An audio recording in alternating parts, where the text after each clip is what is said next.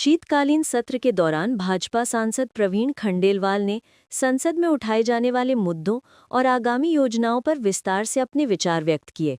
उन्होंने कहा कि संसद का मूल उद्देश्य देश के नागरिकों के लिए बैठकर योजनाएं बनाना और उनकी समस्याओं का समाधान करना है। ये कार्य केवल बहस और चर्चा के माध्यम से ही संभव है। खंडेलवाल ने कहा कि संसद में प्रत्येक विधायक और सांसद का कर्तव्य है कि वे न केवल अपने निर्वाचन क्षेत्र के हितों की रक्षा करें, बल्कि पूरे देश के विकास के लिए सक्रिय योगदान दें। उन्होंने ये भी बताया कि संसद का ये शीतकालीन सत्र विशेष रूप से महत्वपूर्ण है, क्योंकि इसमें कई ऐसे मुद्दे शामिल हैं जो सीधे जनता के जीवन और विकास से जुड़े हैं। सांसद ने आशा व्यक्त की कि इस बार का सत्र पारदर्शिता, उत्पादकता और सहयोग का उदाहरण बनेगा। उन्होंने विपक्ष पर भी भरोसा जताया कि वे इस बार सदन संचालन में बाधा डालने की बजाय सक्रिय और रचनात्मक भूमिका निभाएंगे, जिससे संसदीय प्रक्रिया सुचारू रूप से चल सके और जनता के हित में ठोस निर्णय लिए जा सकें। प्रवीण खंडेलवाल ने कहा कि चर्चा और बहस के अलावा संसद का ये सत्र नीति निर्माण और सुधार के लिए एक महत्वपूर्ण मंच भी है। वे उम्मीद करते हैं कि सभी राजनीतिक दल मिलकर देश के विकास, नागरिकों की भलाई और प्रशासनिक सुधारों के लिए ठोस कदम उठाएंगे। उन्होंने सांसदों से अपील की कि वे व्यक्तिगत और दलगत मतभेदों को भुलाकर देश हित में काम करें, ताकि जनता को वास्तविक लाभ मिल सके। इस प्रकार खंडेलवाल का मानना है कि ये सत्र न केवल प्रभावी होगा, बल्कि लोकतांत्रिक प्रक्रियाओं की ताकत और सहयोग का प्रतीक भी बनेगा। देश की सबसे बड़ी पंचायत है और संसद का अर्थ है कि हम वहाँ पर बैठ कर के देश के लोगों के लिए योजनाएं बनाए हैं, समस्याएं तो उनका समाधान करें, और ये सब चर्चा के माध्यम से ही संसद में होता है। तो मुझे पूरी उम्मीद है कि संसद का ये सत्र बेहद कारगर सिद्ध होगा और विपक्ष पहले की तरह नहीं, लेकिन इस बार विपक्ष सहयोग करेगा सदन को चलाने में, और उससे हम बहुत सारे विधायी काम और जो चर्चाएं हैं मुद्दों पर वो हम कर सकेंगे। सर, पार्लियामेंट या फिर किरण रिजिजू का बयान आ रहा है कि वैसे तो सारी पार्टियां समर्थन कर रही है, लेकिन कुछ एमपी है जिन्होंने कहा है कि वो रकस यानी विग में डाल सकते हैं प्रोसेस। देखिए, ये तो विषय वहाँ पर कोई उठाएगा तो हमारे लोकसभा अध्यक्ष उसके लिए एम्पावर्ड हैं उस विषय पर कार्रवाई करने के लिए, लेकिन मैं तो यही मानता हूँ कि संसद सर्वोपरि है। सदन में चर्चा हो, हर विषय पर चर्चा हो, और सरकार कभी भी चर्चा से पीछे नहीं हटी है। चर्चा हो, सार्थक चर्चा हो, लॉजिकल चर्चा हो, तो उससे देश को भी फायदा होगा और जो करोड़ों लोग संसद देखते हैं उनके मन में भी संसद के प्रति और श्रद्धा उत्पन्न होगी। सर, विपक्ष खासकर टीएमसी के लिए कि उनका मेन मुद्दा इस बीजेपी नेता शाहनवाज हुसैन ने कहा कि टीएमसी आगामी चुनावों में अपनी हार की तैयारी कर रही है। उन्होंने आरोप लगाया कि पश्चिम बंगाल की जनता भाजपा को अवसर देने की इच्छा रखती है। हुसैन ने कहा कि टीएमसी बांग्लादेशियों के वोटों के आधार पर सरकार बनाने का प्रयास कर रही है। जब एसआईआर सुपर इंटेलिजेंस रजिस्टर लागू किया जाएगा तो बांग्लादेशी घुसपैठियों के नाम हटाए जाएंगे। इसी वजह से टीएमसी नाराज है। उन्होंने कहा कि टीएमसी और कांग्रेस के बीच संसद में विघटन पैदा करने की होड़ है, जो बेहद दुर्भाग्यपूर्ण है। देखिए, टीएमसी हार के डर से अभी से भूमिका बना रहा है। टीएमसी को मालूम है कि बिहार की हवा बंगाल पहुंच गई है।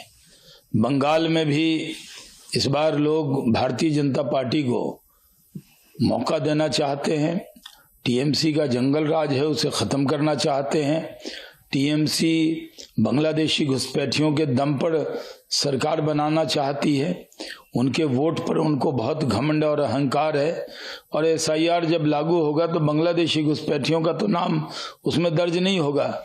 इसलिए वो हताश, निराश, परेशान है, और वो बंगाल में तो हंगामा कर ही रहे हैं। चुनाव आयोग के दर पर जाकर वहां पर उनसे मिलकर बाहर चुनाव आयोग के खिलाफ बयान देना कि चुनाव आयोग के हाथ खून से रंगे हुए हैं। अब पार्लियामेंट में भी किस तरह हंगामा बर्पा किया जाए और बंगाल के चुनाव की हार का जो ठिकरा है अभी से कैसे फोड़ा जाए चुनाव आयोग पर, एसआईआर पर, इसके लिए वो संसद में व्यवधान पैदा करेंगे। टीएमसी सिर्फ व्यवधान वाली पार्टी हो गई है। उसमें और कांग्रेस में कंपटीशन होता है कि कौन कितना व्यवधान पैदा करता है, और ये बहुत दुर्भाग्यपूर्ण है। कांग्रेस सांसद प्रमोद तिवारी ने संसद में कहा कि पूरे देश ने पिछली सत्र के दौरान देखा कि विपक्ष एसआईआर पर चर्चा की मांग कर रहा था। उन्होंने स्पष्ट किया कि यह मुद्दा केवल राजनीतिक बहस का विषय नहीं है, बल्कि इससे जुड़ी गंभीर मानव और संवैधानिक समस्याएं हैं। उन्होंने बताया कि एसआईआर कार्य को अंजाम देने के लिए नियुक्त बूथ स्तर अधिकारी अत्यधिक मानसिक तनाव और दबाव का सामना कर रहे हैं, जिसकी वजह से कई बीएलओज ने आत्महत्या कर ली है। तिवारी ने कहा कि यह स्थिति असहनीय है और इसे नजरअंदाज करना लोकतंत्र और संवैधानिक मूल्यों के लिए खतरा है। उन्होंने सरकार पर आरोप लगाया कि वह इस गंभीर मुद्दे पर चर्चा करने की बजाय अपनी एजेंडा को प्राथमिकता दे रही है और विपक्ष की बातों पर ध्यान नहीं दे रही है। तिवारी ने जोर देकर कहा कि कोई भी सरकार जो संविधान का पालन करती है, उसे इस मामले पर खुलकर चर्चा की अनुमति देनी चाहिए और बीएलओज के कामकाज, मानसिक स्वास्थ्य और सुरक्षा के लिए ठोस कदम उठाने चाहिए। उन्होंने चेतावनी दी कि यदि इस पर उचित कार्रवाई नहीं की गई तो ये भविष्य में चुनावी प्रक्रिया की निष्पक्षता और लोकतांत्रिक संस्थाओं की विश्वसनीयता पर गहरा असर डाल सकती है। इस बीच विपक्ष ने राजगठबंधन की बैठक में निर्णय लिया कि वे इस मुद्दे को संसद में उठाएंगे और सरकार के साथ सहयोग के लिए तैयार रहेंगे, ताकि बीएलओज की समस्याओं और एसआईआर से जुड़े अन्य संवेदनशील मामलों को व्यापक रूप से उठाया जा सके। को लेके हम तो सुनना चाहते हैं कि ऑपोजिशन क्या कहना चाहती है, क्योंकि पार्लियामेंट सबकी है। हमें वो भाषण न दे।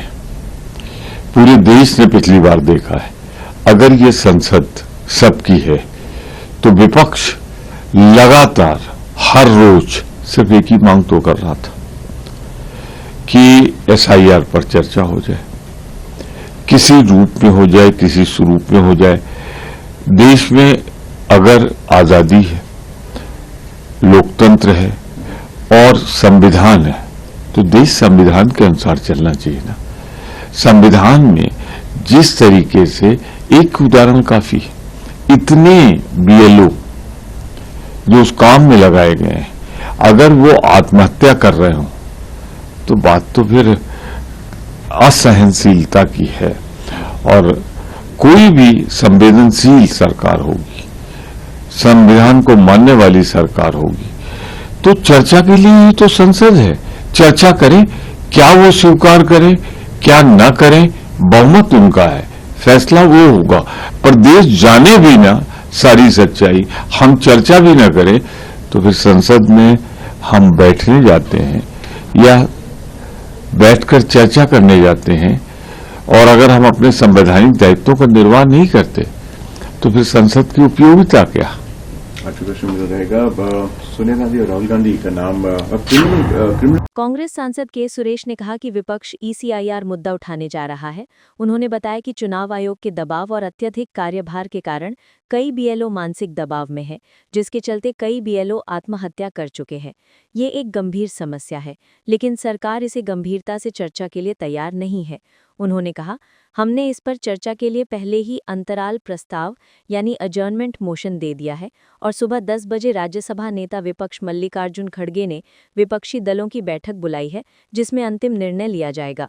हम सरकार के साथ सहयोग करने के लिए भी तैयार हैं, लेकिन सरकार अपनी एजेंडा को प्राथमिकता दे रही है और विपक्ष जो कह रहा है उस पर चर्चा करने को तैयार नहीं है। यही समस्या है। राष्ट्रीय हेराल्ड मामले पर उन्होंने कहा कि सभी जानते हैं कि यह एक झूठा आरोप है और राजनीतिक रूप से प्रेरित है। हम इस मामले का राजनीतिक और कानूनी दोनों रूप से सामना कर रहे हैं। Going to raise the SAR issue, and also still SAR is going, and the SAR process is going in West Bengal, Tamil Nadu, and Kerala. So the number of BLOs suicide in these days, even the Kerala and also West Bengal, even UP also. Many of the BLOs, because of the pressure of election commission and also over workload, so the mental tension and torturing by the election commission officials, that's why number of BLOs suicides, and this is a very serious issue that government is not ready to discuss in the SAR the previous session also.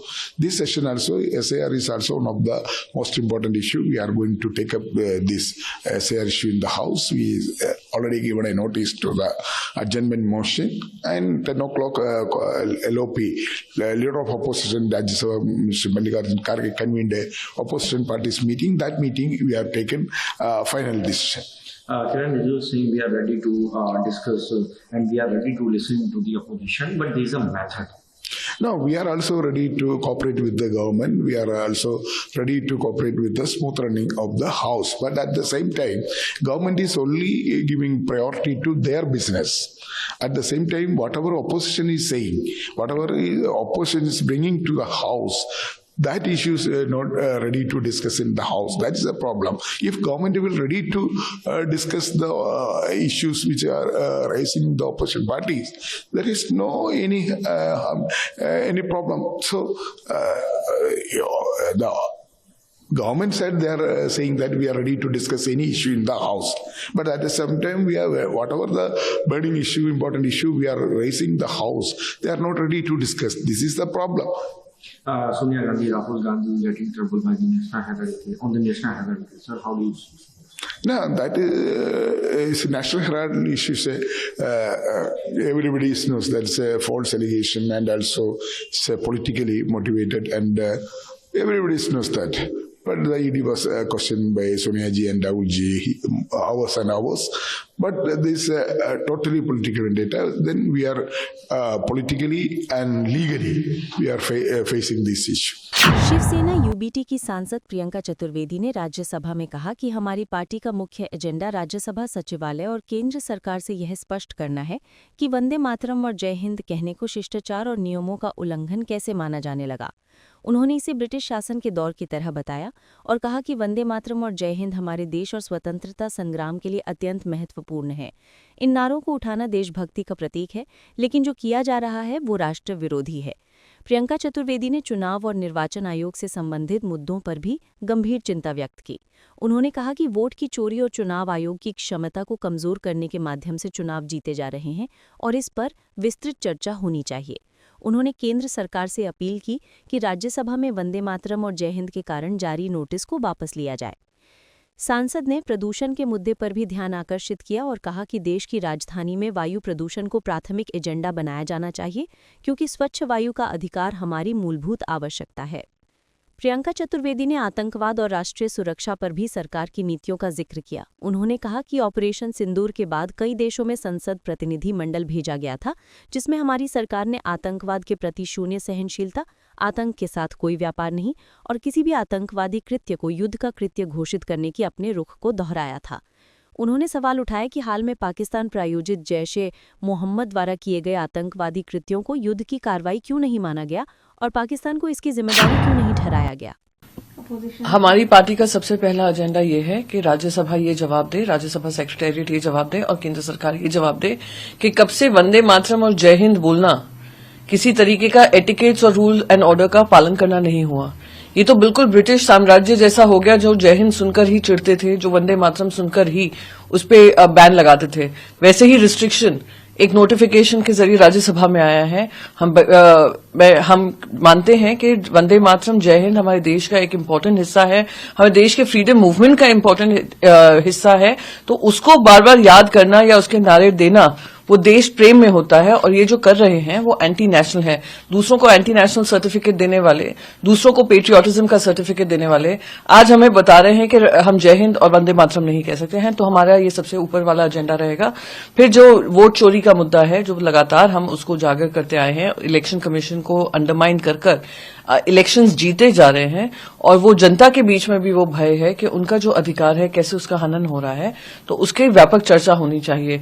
मैं चाहती हूं केंद्र सरकार इसको वापस ले। राज्यसभा में जो नोटिफिकेशन डाला है जय हिंद और वंदे मातरम को लेकर, वो वापस लिया जाए, माफी मांगी जाए देशवासियों से कि ब्रिटिश साम्राज्य जैसा काम करना बंद करेंगे। दूसरों को मकाले पुत्र बोलते रहते हैं, पता नहीं क्या क्या उपाधि देते रहते हैं, खुद जरा अपने गिरेबान में झांके कि इसका एजेंडा चला रहे हैं। दूसरा, वोट चोरी पे होना चाहिए, जो बढ़ती बेरोजगारी है उस पर होना चाहिए। मैं महाराष्ट्र से आती हूँ। महाराष्ट्र में जो लगातार बेलगाम भ्रष्टाचार चल रहा है और भ्रष्टाचार डेप्यूटी चीफ मिनिस्टर के लेवल्स पे हो रहा है, उनके परिवार के लेवल पे हो रहा है, उनके मंत्रियों के लेवल पे हो रहा है और किसी तरीके की कार्रवाई नहीं की जा रही है, वो देश के सामने लाना जरूरी है। एक सबसे बड़ा मुद्दा है दिल्ली में पॉल्यूशन का भी। अभी हम दिल्ली में पोल्यूशन लेवल बहुत हाई है, क्या ये भी मुद्दे पे चर्चा होगी? बिल्कुल, देश की जनता चाहती है कि इस पे चर्चा हो कि आज देश की राजधानी में जो सांस हम ले रहे हैं वो जहरीली सांस है। आप उन गरीबों का सोचिए जो रोज सवेरे काम करने निकलते हैं और उनको ये सांस में काम करना पड़ता है, तो it is difficult for everybody. और ये देश का प्राथमिक एजेंडा बनना चाहिए कि कैसे हम क्लीन एयर प्रोवाइड करें। ये राइट टू क्लीन एयर हमारा अधिकार है। साथ ही साथ जो खाने के पदार्थों में केमिकल्स और डाइज इस्तेमाल कर रहे हैं जिससे कैंसर इतना रैम्पेंट होता जा रहा है, उस पर भी लगाम लगाना जरूरी है। पूरे देश में इसके चेक्स होने जरूरी हैं। कंटेमिनेटेड कॉफ सिरप जिससे इतने छोटे बच्चों की जाने गई मध्य प्रदेश में, वो भी बेलगाम बेचे जा रहे हैं, विदाउट लाइसेंसेस बेचे जा रहे हैं, विद लाइसेंसेस भ्रष्टाचार के चलते ले लिए जाते हैं।